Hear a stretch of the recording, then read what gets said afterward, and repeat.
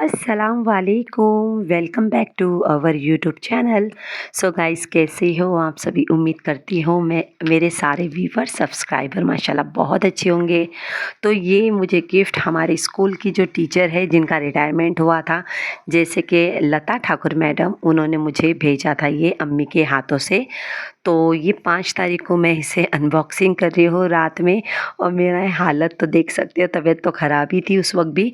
तो मैडम ने काफ़ी टाइम से, लता मैडम ने यानी ठाकुर मैडम ने कहा था कि तेरे लिए कोई गिफ्ट है, मैं देती मैंने मैडम को टालते गई, मैं बोली मैडम फिर कभी देना, फिर कभी देना।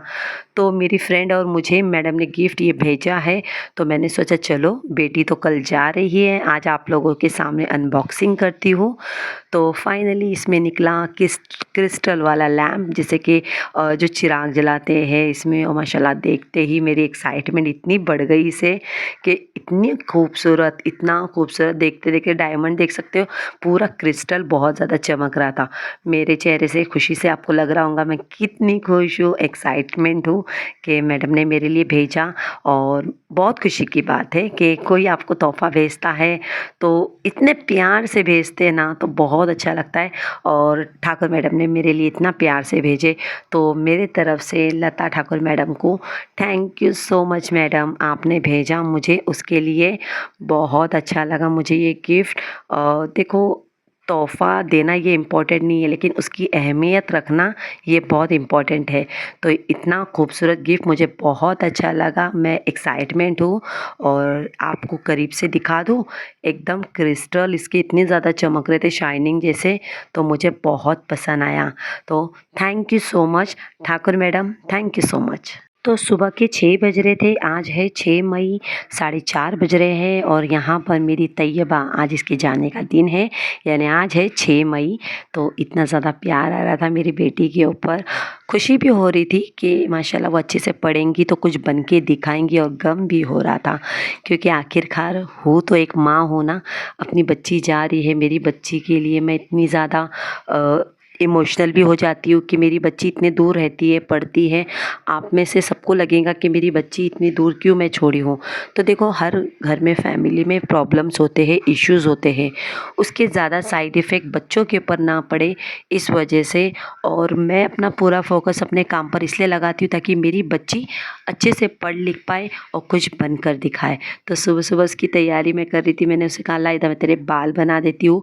बातें करते करते, हम दोनों माँ बेटी की इतनी बॉन्डिंग है, तो मैं उसे समझाती हूँ बेटा देख अच्छे से रहना, वहाँ पर ज़्यादा परेशान नहीं करना, और पढ़ाई पर सबसे ज़्यादा फोकस करना, और इंशाल्लाह इस बार तुम्हारे को सर्टिफिकेट आना चाहिए। और बेटा कोई भी चीज़ का, कोई भी कुछ भी बोले तो देखो अच्छे से प्यार मोहब्बत से बात करना। और कुछ अगर तुमको ज़्यादा प्रॉब्लम है तो टीचर से, अपनी मैडम से ना, उनसे बताना, प्रिंसिपल टीचर को, कोई भी कंप्लेंट्स हो। तो मेरी बच्ची इतनी समझदार है माशाल्लाह। तो ये सुबह सुबह की फ़जर की नमाज़ भी पढ़ रही है, तो मैंने उसे बोला फ़जर की नमाज़ अदा करो। आपने देखा होगा इसके गले में ब्लैक ब्लैक क्या है, कोई धागा नहीं है, ये एक्चुअली इसकी लॉकर की है। मदर से मैं एक्चुअली ये रख सकती थी बैग के अंदर, लेकिन है ना, ये बोलती है मम्मी कभी कभी मैं भूल जाती, कभी चाबी यहाँ खो गई, इस वजह से वहाँ पे प्रॉब्लम ना हो जाए। तो यहाँ पर रेहान को उठा रही हूँ क्योंकि आज है बड़े बेटे की जिम्मेदारी। रेहान को मैं बोल रही तू उठ जा जल्दी जल्दी, प्लीज़ बेटा उठ जा, देख टाइम हो रहा है, तैयबा की ट्रेन भी है बेटा, तो तुझे छोड़कर आना है, क्योंकि तू अभी ज़िम्मेदारी लेगा, क्योंकि तू बड़ा हो रहा है। तो रेहान ने मुझे एक दिन पहले बोल के रखा था कि मैं छोड़ दूँगा। तो यहाँ पर माशाल्लाह मेरी बच्ची तैयार हो गई है बहुत अच्छे से। अभी उसे मैं बोल रही तैयार हो जा फटाफट, कुछ नाश्ता खा रही है, तो बोलती नहीं नहीं। तो ये है असद, असद को मैं बोल रही उठ जा, तू अब बेड पे सो जा, क्योंकि मुझे सारे बिस्तर उठा के रखना है। और देख लो, सो गया, अपनी बहन को बाय बाय भी, टाटा टाटा भी नहीं बोल सकता है, तो सो गया है। तो यहाँ पर तैयबा की पैकिंग हो चुकी है, ये सारे उसके बैग है, इसमें सामान, खाने की चीज़ें, उसके कपड़े, एवरीथिंग मैं उसको दे के रखती हूँ ताकि वहाँ जाके उसे कोई प्रॉब्लम ना हो। यहाँ पर मेरी लाडली सो रही है, मैं उसे तंग करी उठ जा उठ जा उठ जा, तो बोलती मम्मी नींद आ रही है, नींद आ रही है। तो मैंने बोला उसे तो सो जाने का ना बेटा।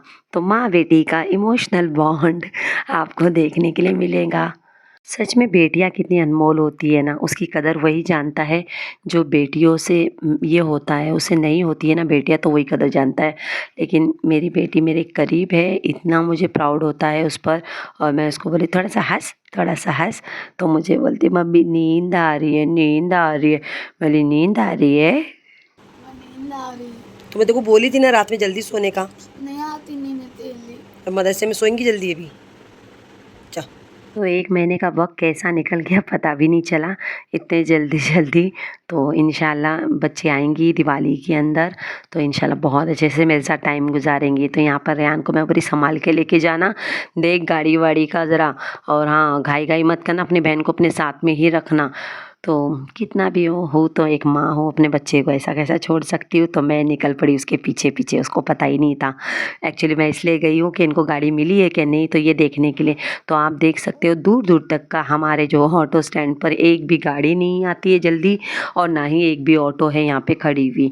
तो इस वजह से मुझे इतना टेंशन था कि मैं सोची बच्ची पहुँचेंगी कि नहीं जल्दी-जल्दी। कैसा भी करके ये ऑटो को रुकाई, तो ये भाई साहब भी बोलते हैं ना, आने के चक्कर में फिर से रिटर्न चले गए। देखो ऐसे ही होता है हमारे यहाँ, इसलिए कैसा भी करके एक ऑटो रुकवाई और मैं बोली बेटे को जल्दी-जल्दी लेके आ तैयबा को। तो रेहान को मैं बोली तू तैयबा को छोड़ दे, क्योंकि वहाँ पर मामू वेट कर रहे होंगे। तो कैसा भी करके मेरी बच्ची गई है, आप दुआ करिए आप लोग सभी। देखो इमोशनल मोमेंट था, मेरे लिए ज़रूर था, लेकिन अपने आप को स्ट्रॉन्ग बनाना था। मेरे अवतार को देख के समझ ही गए होंगे मेरी तबीयत बहुत ज़्यादा ख़राब है, और जैसे-तैसे करके मुझे घर भी पहुँचना है। आवाज़ सुन लीजिए मेरी। तो अभी भी मेरी आवाज़ सही से नहीं आ पा रही है, तो थोड़ी सी वॉइस डबिंग रहेंगी मेरी आवाज़ में, क्योंकि मेरी आवाज़ सच में अभी भी थोड़ी ठीक है, बस पहले से अब आवाज़ बाहर निकल रही है। तो अल्लाह का करम है, तैयबा गई है, सही सलामत पहुंच भी गई है। तो अभी घर का पूरा काम पसारा आपको दिखा देती हूँ। ये देखिए पूरा टेबल वेबल पसारा बहुत सारा हो गया है। तो सोच रही हूँ आज पूरा काम कंप्लीट कर लेती हूँ, फिर उसके बाद टाइम मिलता नहीं है। और थोड़े से बॉक्स के अंदर सामान भी भरना शुरू कर दूँगी। फिर रूम ज़रा थोड़ा क्लीन भी कर लेती हूँ। और आप लोगों से मैं बातचीत नहीं कर पा रही थी इस वजह से, क्योंकि मेरी आवाज़ सच में बैठ गई थी, बात नहीं हो पा रही थी। और तबीयत इतनी ज़्यादा ख़राब थी कि बीमारी की वजह से कोई देखने वाला होता नहीं है। मेरे घर में ऐसा है कि मुझे अपनी फ़िक्र खुद ही करना पड़ता है जैसा तैसा। तो इस वजह से आप लोगों को मेरी वीडियो बहुत लेट आई है। सुबह का मोमेंट आप लोगों ने देखा होगा कि कैसा है। और प्लीज़ मेरी आवाज़ के लिए बुरा मत मानना, क्या करूँ मेरी आवाज़ ऐसी हो गई है, बहुत ज़्यादा तकलीफ़ हो रही है, अभी भी दवाई चालू है। तो चलिए मैं थोड़ा सा नाश्ता कर लेती हूँ, भूख लग रही है, क्योंकि उसके बाद फिर टाइम मिलेगा, घर का सफाई शुरू कर देती हूँ मैं। तो तैयबा जाने के बाद घर का पूरा काम मैंने इसलिए सोचा कि आज कैसा भी करके सामने आप पसारा देख सकते हो। ये टेबल ऑफिस टेबल है, उस पे इतना सारा पसारा जम गया था, तो मुझे देखते-देखते रोज़ मैं देखती थी, लेकिन बीमारी के हालत से मैं कुछ भी नहीं कर पाती थी। तो फाइनली आज मैंने सोचा है कि आज मैं जो मेरे ऑफ़िस की इतनी मेहनत है 8-9 साल की, यानी मेरे सारे जो पेपर्स है ऑफ़िस के, जो फाइल्स है, जो डाटा है, आज कैसे भी करके मैं जमा करके बॉक्स में रख दूँगी। तो यहाँ पर टाइगर और कैंडो की इतनी लड़ाई, दोनों भौंक रहे थे, यानी मैं थोड़ा-सा खोल के रखी थी वेंटिलेशन के लिए, तो देख सकते हो इतने भौंक रहे थे। ये 2 बॉक्स है, इस 2 बॉक्स में आज कैसे भी करके मेरे सारे ऑफ़िस के फाइल्स मैं रखूँगी। और आप खुद सोच रहे होंगे कि मैं अभी से तैयारी क्यों कर रही हूँ, क्योंकि अभी से मैं तैयारी इसलिए करके रख रही हूँ, क्योंकि मुझे वहाँ जाने के बाद कोई प्रॉब्लम नहीं चाहिए कि कौन-सी चीज़ें मैं रखी हूँ या नहीं रखी हूँ। तो यहाँ पर मैं कैमरे को सेट कर रही हूँ, लेकिन क्या करूँ, सेट ही नहीं हो पा रहा था। तो इसे मैं हैंडबैग के अंदर रख के दिखा रही थी आप लोगों को, लेकिन बार-बार कैमरा हिलते हुए जा रहा था। तो जैसे-तैसे मैं पूरी चीज़ों को सेट करने के लिए लगी हूँ। यहाँ पर आप देख सकते हो काफ़ी ज़्यादा नोटबुक होंगी, इसमें सारी डाटा है, मेरे ऑफ़िस के सारे जो डाटा है वो सारी चीज़ें मैं रख रही हूँ, और देख-देख के रख रही हूँ कि कौन-सी चीज़ें, क्योंकि बच्चों की भी किताबें होंगी इसके अंदर, इस सोच-सोच के। और ये मेरी बहुत साल की पुरानी मेहनत है गाइज़, ऐसा नहीं है कि कुछ भी मैंने रखी हो। ये मेरी लाइफ़ है, मेरी ज़िंदगी की कहानी, सारी चीज़ें, और ये मेरी तैयबा, सारी चीज़ें मैं इसमें लिखते रहती हूँ। तो ये तो मैं ऊपर ही रखूँगी, क्योंकि मुझे ये रोज़ कभी 2 दिन के बाद 3 दिन के बाद लिखना पड़ता है, इस वजह से। तो देखो मेरी बच्ची की जो लाइफ़ है ना, शुरू से ही, बचपन से ही मैं आपको ये बात कहना चाहती हूँ, उसे बाप का प्यार नहीं मिला है, ना ही वो ये चीज़ों को याद करती है, क्योंकि वो हमेशा मुझे बोलती है मम्मी आप मेरी बात मत कराया करो, मुझे उनका नेचर ही नहीं अच्छा लगता है। वो बात करते हैं तो बहुत उल्टा-सुल्टा कुछ भी अनाप-शनाप आपके बारे में बोलते हैं, तो मुझे पसंद नहीं आता है। मैंने उसको यही बात बोला, बेटा कोई बात नहीं है, उनको जो भी बोलना है बोलने दो, मैं हूँ देखने के लिए इधर। मुझे क्या बोलना है क्या नहीं वो मैं उसको जवाब ज़रूर दूँगी, तुम कुछ कुछ भी मत करो, तुम अपने काम से मतलब रखो, पढ़ाई से मतलब रखो और उस इंसान को इग्नोर करो जो कुछ भी बोलता है। हाँ, अगर तुमको बर्दाश्त के बाहर लग रही है चीज़ें, तब जाके वो चीज़ें अपने मन से बोलो कि हाँ ये गलत है, आज के बाद मेरी माँ के बारे में गलत बोलना नहीं और हम सुन के नहीं लेंगे। और ये रहे, ये आपको बताना चाहूँगी, ये सही में ट्राइपॉड है ना, इतना बकवास निकला ना, कोई भी परचेस मत करना, सच में गाइस बिल्कुल बकवास निकला। इससे व्लॉग शूट करना तो इतना बेकार है ना कि जो हम पिक लेना चाहते हैं, जो भी वीडियो शूट करना चाहते हैं ना, उसमें आपका हाथ आ जाता है ज़्यादा, यानी दिखता है सामने से। तो सारी चीज़ें मैं इस तरह से मैं भर के ले रही हूँ। वहाँ जाने के बाद कैसा है, फिर मुझे यहाँ वहाँ ढूँढने की ज़रूरत ना पड़े चीज़ों को लेकर, इस वजह से। तो मेरी बच्ची को मैंने यही बोला, वो बोलता है बोलने दे बेटा, तुम अपना काम करो, अपने आप पर पढ़ाई पे ध्यान दो और कुछ करके दिखाओ। लगना चाहिए कि तुम्हारी माँ की मेहनत है तुम्हारे पीछे, और ऐसा करके दिखाओ उन लोगों को कि लोग यही बोले कि वाकई में कुछ करके दिखाए तुमने भी। तो बेटा यही बात बोल रही, बेटा कुछ बुरा मत मानना, जो भी है मैं हूँ ना इधर सामना करने के लिए, मैं देखूँगी जो करना है वो मैं देखूँगी बेटा। तुम ज़रा भी दिल पर कोई बात नहीं लेना, और घर में जो भी चीज़ें होती है हमारी भी, यानी इस घर के अंदर मैं अगर बीमार हूँ, मेरी तबीयत ख़राब है, तो वहाँ जाकर तू टेंशन मत लेना, इतना सोचते मत बैठना कि मम्मी कैसी है, क्या कर रही होंगी। मोटिवेशन उन लड़कियों के लिए जो मैं वीडियो बनाने वाली हूँ, कि जो लड़कियाँ शादी होने के बाद भी अपने फैमिली से जैसे कि इतनी टूट जाती है और उसे सहारा नहीं मिलता किस चीज़ का, तो मैं अपनी कुछ बातें रखूँगी और उन पेरेंट्स के लिए भी बातें रखूँगी जो अपनी बच्ची की कम उम्र में शादी करके छोड़ देते हैं कि जितने जल्दी बला टली सोचकर, लेकिन उनको ये नहीं पता ये लड़की की ज़िंदगी कितने ज़्यादा उन लोग बदतर कर रहे हैं। तो ये सब चीज़ों के ऊपर मैं अपने पॉइंट ऑफ व्यू से वीडियो ज़रूर लाऊंगी कि शादी होने के बाद कम उम्र में कितनी सारी प्रॉब्लम को फेस करना पड़ता है, कितना एक लड़की के बॉडी में चेंजेस आ जाते हैं, कितनी उस लड़की को तकलीफ़ें होती है, क्या मेंटली वो उस चीज़ को हैंडल कर पाएंगी या फिर उस मेंटली चीज़ों को वो और सहन ना कर करके अपनी ज़िंदगी को और बर्बाद करेंगी। तो कुछ ऐसे ही टॉपिक पर मैं वीडियो ज़रूर लेके आने वाली हूँ गाइज़, आप लोग वेट ज़रूर करना और शेयर ज़रूर करना वो वीडियो। मेरी वॉइस अगर अभी भी आप लोगों को सही समझ में नहीं आ रही है तो थोड़े टाइम लगेगा मुझे रिकवरी होने के लिए, इंशाल्लाह मैं सही से अपने आप को ठीक करने की पूरी कोशिश कर रही हूँ। तो ये फाइनली हो गए हैं मेरे 2 बॉक्स रेडी, आप देख सकते हो पूरा टेबल खाली हो चुका है। अगर आप सोच रहे होंगे मेरे घर में इतने सारा चूना वूना, ये जो मट्टी वट्टी गिर रही है, तो आपको बताना चाहूँगी ये मेरे वॉल है ना, जो दीवार है ना, पूरी दीवार पे से पूरे जो कलर है वो झड़ते हुए जा रहे हैं। और मैं घर में अब कलर नहीं लगाने वाली हूँ, क्योंकि उसका रीज़न मैं आपको बता रही हूँ। ये देख लो, हर जगह पर जितने भी ज़्यादा जो गंदगी दिख रही है ना आप लोगों को, मैं झाड़ू मार, और यहाँ पे नेट बना के रखी है तो झाड़ू मारूंगी ज़रूर।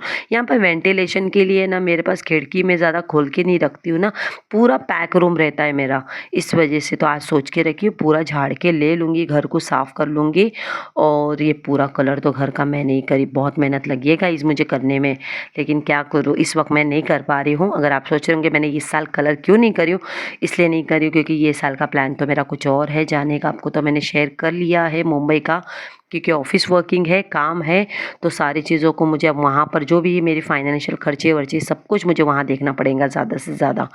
तो इस दीवार का ऐसा हाल है कि कलर करने के बावजूद भी ना पीओपी बहुत लग जाता है इसके ऊपर, करते करते करते इतनी वो हो गई थी, मेरी हालत ख़राब हो गई थी। मैंने 2 साल पहले ही ये कलर करी थी। तो मैं यही कहना चाहती हूँ कि उन पेरेंट्स को प्लीज़ अपनी बेटियों के लिए इतना सोचो कि क्यों उसकी लाइफ बर्बाद करते हो कम उम्र में। क्या मिलता है आप लोगों को कम उम्र में शादी करने से? लड़कियों पे भरोसा रखना सीखो ना। आप लोग भरोसा रखेंगे नहीं तो वो लड़कियाँ किसके सहारे भरोसा रख पाएंगी? आप लोग खुद लोग, आप पेरेंट्स होकर तसल्ली दीजिए अपनी बेटी को, कुछ कर दिखाने के लिए हिम्मत दीजिए ताकि वो लड़की कुछ कर दिखाए, ना कि आप लोग उस पर भरोसा ही नहीं रखते हो कि लड़की भाग जाएंगी, लड़कियाँ का कुछ होगा। हमारे टाइम के ज़माने में तो ये था ही नहीं। हमारा टाइम बोले तो मैं भी 90s की बॉर्न की हूँ, मैं भी नए जनरेशन की हूँ। तो देखते देखते इतना कचरा निकल गया। मैं भी आपकी जनरेशन की हूँ, लेकिन कैसे हमारे पेरेंट्स सिर्फ गरीबी का सोच सोच के ही मुझे जल्दी विदा कर दिए। बोले हम गरीब है कुछ हो जाएगा, गरीब है, गरीबों को लड़के नहीं मिलते। तो ऐसी सोच सोच मेरे माँ बाप थे, मेरी मम्मी ज़्यादा खासकर मेरे लिए थी। तो जैसा तैसा करके घर का काम निपटा रही। आप सोच रहे होंगे मेरी बीमारी में भी इतना मैं कैसा कर रही हूँ, करना पड़ता है, क्या करूँ। बाद में फिर मुझे सब सेटअप करना है क्योंकि 6 दिन का मेरा जो रूटीन है वो टूट चुका है और 6 दिन में मैंने एक भी ऑफ़िस का काम नहीं करी क्योंकि मेरी आवाज़ ही नहीं निकल रही थी गले से। अब फाइनली सोच रही हूँ आज फ़ैन साफ़ कर लेती हूँ क्योंकि फ़ैन में इतनी ज़्यादा गंदगी है, वो साफ़ करके लूँगी। और घर में ना हवा ही नहीं आती हमारे क्योंकि वेंटिलेशन का प्रॉब्लम इतना ज़्यादा, गर्मी भी इतनी है। और प्लीज़ आप लोग अपने आसपास में हो ना तो प्लीज़ अपने घर के आसपास में पानी ज़रूर रखना क्योंकि जो पंछियाँ हैं, जो जानवर आके पानी पी के जाए तो अच्छा भी लगेगा ना। इसलिए बहुत ज़्यादा गर्मी है गाइस, इसलिए कह रही हूँ आपसे। तो यही वजह है ये कि मैं उन पेरेंट्स से कहना चाहती हूँ, क्यों अपनी बच्चियों की लाइफ बर्बाद करते हो? क्या लड़कियों को जीने का हक नहीं है? लड़कियों को आगे बढ़ने का हक नहीं है? लड़कों को ही हक है। लड़का रात में लेट आए तो कोई गम नहीं और लड़की रात में थोड़ा लेट आए तो बहुत ज़्यादा प्रॉब्लम होती है। तो ऐसी सोच मत रखिए। तो ये आप तो जानते हैं, ये मेरे बैग्स, ये मेरा यूट्यूब वाला बैग्स है, बहुत साथ दिया मेरा यूट्यूब वाले बैग ने। तो आज कैसा भी करके सारी चीज़ें मैं निकाल रही हूँ और सोच रही हूँ कि आज इसे वॉश करके ही लूँगी क्योंकि आज जब मैं घर का सामान इतना साफ़ कर ही रही हूँ तो ये भी कर लेती हूँ। तो जैसा तैसा करके मैं ये आज धो के ही लूँगी। तो ये फाइनली बारी है अब फ़ैन की। ये मेरा फ़ैन है ना, मैं इसे ऊपर ऊपर से मार रही हूँ। अगर आप सोच रहे होंगे मैं इस पर कपड़ा क्यों नहीं मार रही हूँ, क्योंकि मेरा उतना हाथ नहीं जाएगा और मैं इतना रिस्क नहीं लेना चाहती हूँ। अगर मैं ऊपर चढ़ जाऊँ और गिर जाऊँ फिर से मुसीबत नहीं लेना चाहती हूँ। तो देख सकते हो कितना कचरा निकल गया। सिर्फ ओनली ये वॉल की ही कचरे है। आप सोच रहे होंगे मैं रोज़ झाड़ू नहीं मारती, रोज़ झाड़ू मारती हूँ। पलंग के नीचे से रोज़ झुक झुक के झाड़ू मारती, पोछा भी मारती हूँ। देन इतना साफ़ करते करते मेरी जान निकल गई है और मैं थक चुकी हूँ। देख सकते हो कचरा इतना निकल गया ना, पसीना, खांसी वासी मुझे, और डस्ट की वजह से ज़्यादा और एलर्जी ना हो जाए।